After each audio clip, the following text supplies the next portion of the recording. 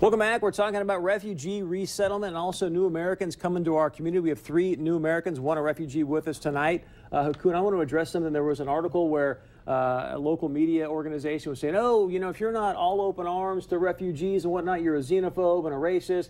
But what was interesting because they said, look, the stats show that new Americans come over here and get jobs very quickly. They get into housing very quickly. The education is fantastic for them. But then you said this in a clip recently where you said our main problem, talking about new Americans, if we can bring this up, please, is employment and the schools and the housing. You went on to say, you said local businesses are reluctant to hire immigrants who don't speak English very well. Landlords sometimes take advantage of them, and young Somalis are struggling in schools.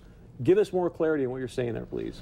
Okay, let me tell you about what I'm saying. Let me tell you about my quote. What I'm saying is true. We are migrants. We have a problem in a job site because there's a barrier, you know. What I say, local business are not hiring. And for me, my organization, every day, like 20 people, I normally talk to them to the companies. They interview, and, you know, I'm the one who interpret for them. They said, we will call you. We will call you. And I'm not saying all the new Americans are not working. I know majority of them, they are working. You know, I went to Clay County. The statistics have been carried out is 12% of the new Americans take benefits. You know, what I did, and I was doing research on that. We are trying to help our community, but the problem is when we went to the company, the problem is they say, these people, they don't speak English. We can't hire them. They're not saying we can't hire them, but they're saying we'll call you. That's what is there. That's the barrier the barrier that's making the community not to work. So you want to ask Eunice to get in this conversation. It's TV. We have very limited time. But Eunice, when you hear 57% of our community oppose refugees coming in, you hear what Hakun is saying. Do you feel like you're being discriminated against in our community? Thanks for hosting me. What I think, my take on the 57%, I think whoever has done the survey was not probably asking the right question.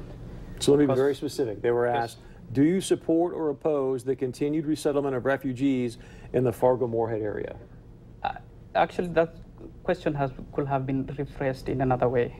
Because if you ask me, do you support resettlement of refugees here, if I have any prejudice against anyone who is coming in, I will definitely answer no.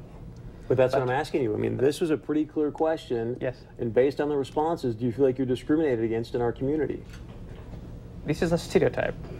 It's a stereotypical because you cannot say every immigrant is not welcome in this place.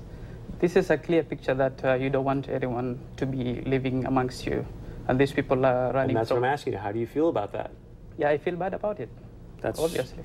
I got 1 minute left. I'm going to give Mohi the last word. Mohi, you were quoted also in a piece that you put out. You said, and I quote, those who believe that immigrants are a burden on government and other services misunderstand the picture, quote unquote. I got 60 seconds, Mohi. What do you mean specifically by what are these people? How are they misunderstanding the picture?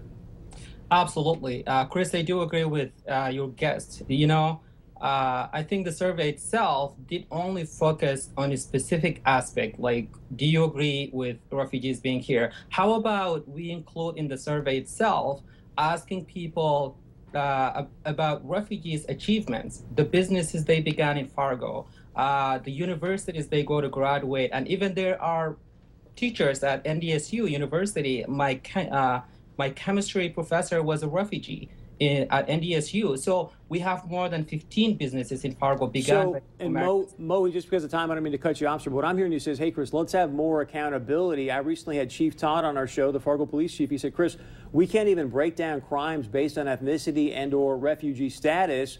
Exactly. I don't think you can have it one way or the other. So would you be okay if they went out and said, okay, we're going to start looking at crimes based on ethnicity and refugee status as well?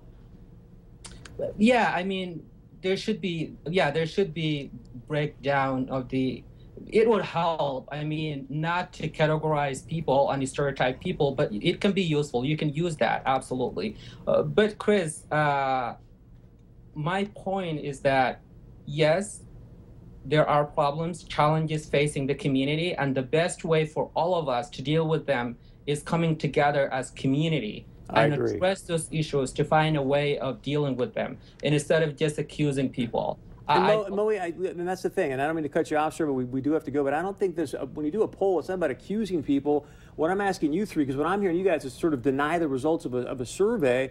What I'm saying is, hey, let's look at these results. And as you just mentioned, how can we all kind of come together? Okay, this is maybe what some of the attitude is. How do we start to obviously change some of the perception and how to do a better job of integrating and employing people? Because clearly we need to fill some jobs. To both you gentlemen, thank you so much for being here. I know it's limited time. We'll have you back. Moe, thanks for joining us from D.C. And when we come back, I'm going to talk to you about what happened in East Grand Forks when a teacher used the word Somali in an email. Why won't the people that we're paying their salaries, the superintendent, this president of the school board, talk to us and tell us what's truth? We'll be right back.